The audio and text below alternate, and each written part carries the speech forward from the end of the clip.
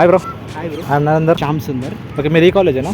ఇక్కడే arts college, sociology department. So ఇందులో ఎలా జాయిన్ అవ్వాలి, ఎలా అడ్మిషన్ తీసుకోవాలి?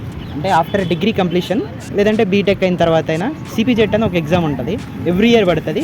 దాంట్లో మనం డిపార్ట్మెంట్ వైజ్ ఉంటాయి, డిఫరెంట్ డిపార్ట్మెంట్స్ ఉంటాయి ఆర్ట్స్లో. అవి మనం చూస్ చేసుకొని ఎగ్జామ్ రాసిన తర్వాత ఇందులో రావాలంటే కొద్దిగా బిలో 100 ఉండాలి ర్యాంక్స్ మ్యాక్సిమం. ఓకే, చాలా కాంపిటీషన్ ఉంటుంది. ఓకే. ఇప్పుడు ఈ కోర్స్ కంప్లీట్ అయిన తర్వాత మీ ఫ్యూచర్ ప్లాన్స్ ఏంటి? ఏ విధంగా?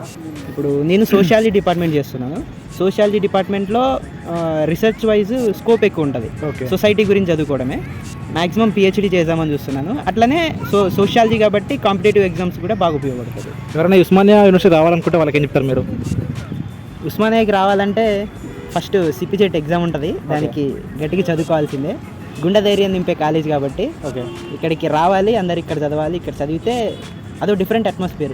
ఓకే. సో ఈ కాలేజ్ జాయిన్ కావాలంటే మనకి సిపిజెడ్ అనే ఎంట్రన్స్ ఎగ్జామ్ ఉంటుందంట, స్టేట్ లెవెల్ ఎగ్జామ్.